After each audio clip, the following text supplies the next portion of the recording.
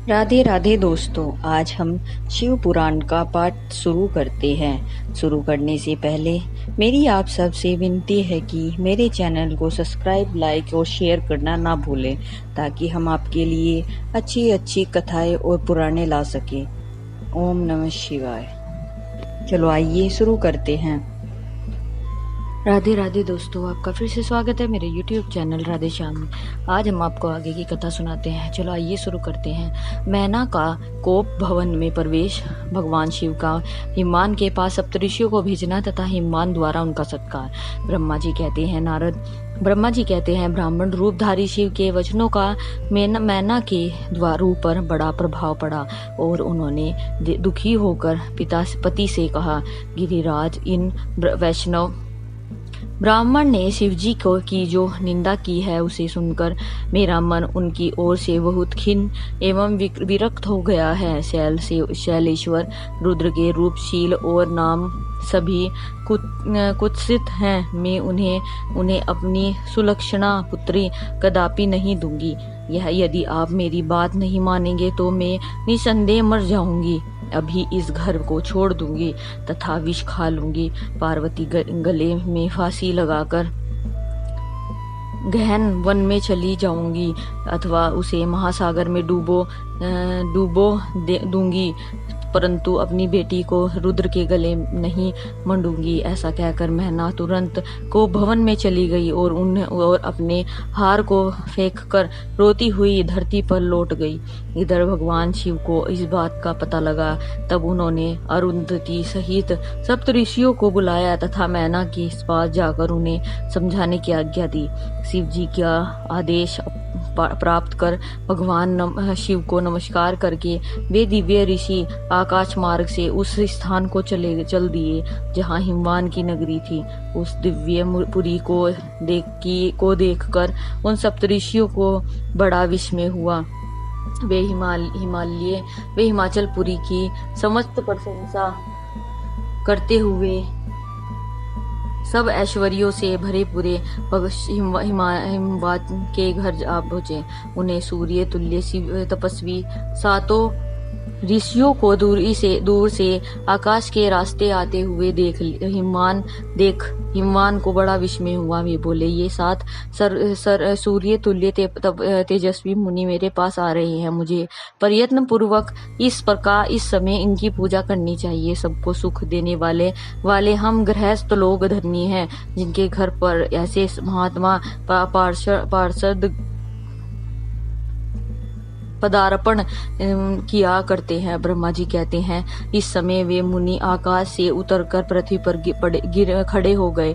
उन्हें सामने देख हिमवान बड़े आदर के साथ आगे बढ़े और हाथ जोड़ मस्तक झुकाकर उन सप्तऋषियों को प्रणाम करने के पश्चात उन्होंने बड़े सम्मान के साथ उन सब की पूजा की तथा उन्हें आगे करके कहा, मेरा गृहाश्रम आज धन्य हो गया है। जो कहकर उन्हें बैठने के लिए भक्ति पूर्वक आसन पर लाकर दिया है।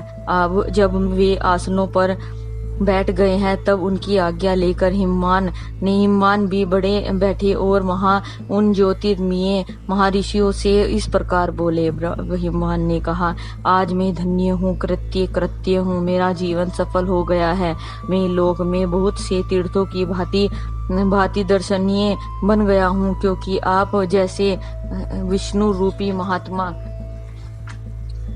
मेरे घर पधारे हैं। आप लोग पूर्व काल में हम दोनों के घर में आपका क्या काम हो सकता है? तथापि मुझ सेवक के योग्य यदि कोई कार्य हो तो कृपया पूर्वक उसे अवश्य कहिए। उसे पूर्ण करने से मेरा जीवन सफल हो जाएगा। ऋषि बोले, शैलराज, भगवान शिव को जगत का पिता कहा गया है और शिवा जगन माता मानी गई है।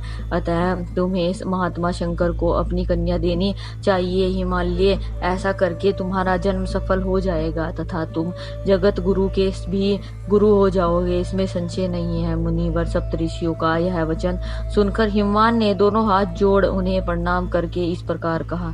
हिमालय बोले, महाभाग सप्तऋषियों, आप लोगों ने जो बात कही है उसे शिव की इच्छा से मैंने पहले से ही मान रखा था, किंतु प्रभु इन दिनों एवं वैष्णव व धर्मी ब्राह्मण ने आकर भगवान शिव के प्रति प्रसन्नता पूर्वक बहुत सी उल्टी बातें बताई हैं। तभी से शिवा की माता का ज्ञान भ्रष्ट हो गया है। वे अपनी बेटी का विवाह उस योगी रुद्र के साथ नहीं करना चाहती। ब्राह्मणों, वे बड़ा भारी हट करके मैले कपड़े पहन कोप भवन में चली गई और समझाने पर भी समझ नहीं रही थी। मैं भी उस वैष्णव ब्राह्मण की बात सुनकर ज्ञान भ्रष्ट हो गया हूँ। उस आपसे सच कहता हूँ, भिक्षुक रूपधारी महेश्वर को बेटी देने की मेरी भी अब इच्छा नहीं है।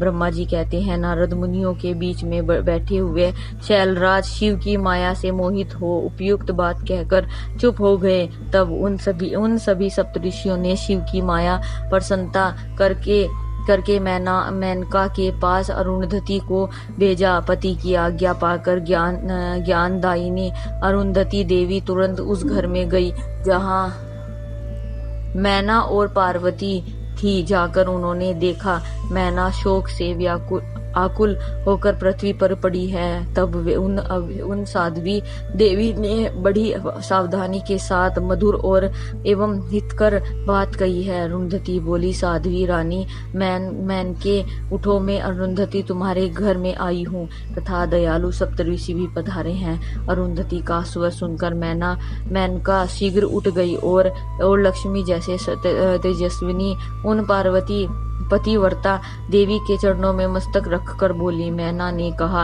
आहो, हम पुण्य जन्मा जीवों को आज यह किस पुण्य का फल प्राप्त हुआ है कि हमारे इस घर में जगत सृष्टा ब्रह्मा जी की पुत्र वधु और ब्रह्म ऋषि वशिष्ठ की पत्नी पधारी हैं। देवी, आप किस लिए यहीं आई हैं, यह मुझे बताइए। मैं और मेरी पुत्री आपकी दासी के समान हैं, आप हम पर कृपा कीजिए। मेनका के ऐसा कहने पर साध्वी अरुंधति ने उनको बहुत अच्छी तरह समझाया बुझाया और उन्हें साथ ले वे प्रसन्नता पूर्वक उस स्थान पर आई जहाँ वे सप्तऋषि विद्यमान थे। सप्तऋषि गण बातचीत में बड़े निपुण थे। उन सब ने भगवान शिव के युगल चरण रविंद्रों का स्मरण करके शैलराज को समझाना आरंभ किया।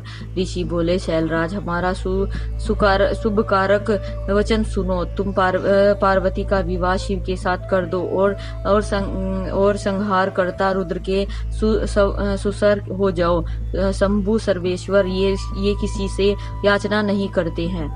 आज की कथा में यही समाप्त करते हैं। आगे की कथा हम आपको कल सुनाएंगे। ओम नमः शिवाय।